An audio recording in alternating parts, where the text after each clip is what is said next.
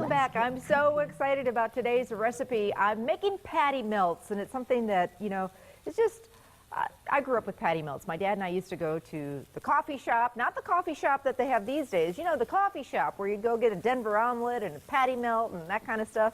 So we'd go out for lunch and he'd always get patty melts, and I fell in love with them too. And it's been a while since I've had one. So let me tell you, if there was ever a winter to make some patty melts, tonight would be great to make patty melts and maybe some soup for dinner. So they're really easy to do. In fact, I've started one out here. Basically, I'm taking some ground beef, and I want to give it some great flavor. So my secret is I've got about 1.5 pounds of ground beef, just depends on how big you want your burgers to be. And I'm taking an envelope of dry onion soup mix.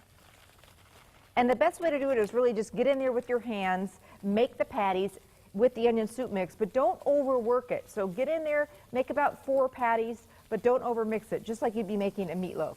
So then you take your patties and you start frying them up. If you have a grill pan, that works great. Otherwise, just a skillet works fine too. Now I've got some rye bread, and I just want to take a little bit of butter to butter the outside of the bread and make sure it's softened a little bit. That'll help you spread it a little bit more easily. Now I also have some onions going over here.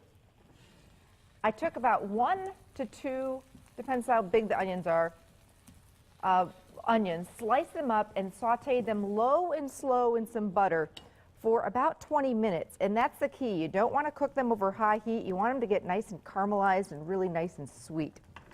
And now we've also got some Swiss cheese. So I know this is coming together, isn't it now? So we're going to take our burger patty, which I formed kind of in an oval shape because the rye bread happened to be very long.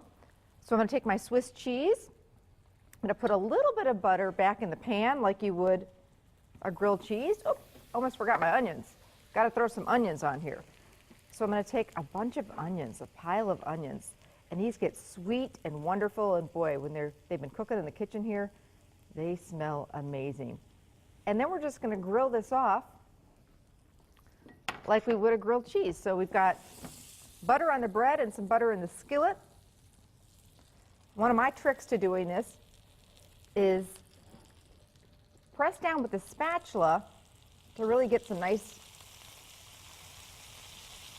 toastiness to that bread and get that cheese nice and melted. You can also cover up your skillet if you want to get that cheese nice and melted. And you know me, I'm always cooking, even on the weekends. Make sure and watch Good Day Wisconsin this Sunday. I'm making one of my family's favorite recipes. My family loves pork chops, and this one is just delicious. We're doing stuffed pork chops. They've got stuffing in them, and then they've got a quick and easy mushroom sauce, and they are killer. So we'll see you Sunday, Good Day Wisconsin. Make sure and watch for my recipe. On Living with Amy today, perfect time to do a whole bunch of soups and stews. So that's what we're doing today. We've got an all-new show, all new recipes, and it's all about soups and stews. So I just like to serve this with ketchup and mustard, and you know, it's always nice to do some chips on the side or some potato salad, hit the deli, but keep it easy. The rye bread is what makes this so special. And I know Pete and Rachel are going to be all over this, so we will cut it in half and you guys get to split it. But oh man, this just brings me back.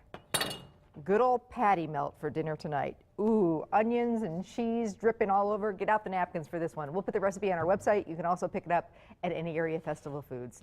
Don't go anywhere. We'll be right back. You're watching Good Day with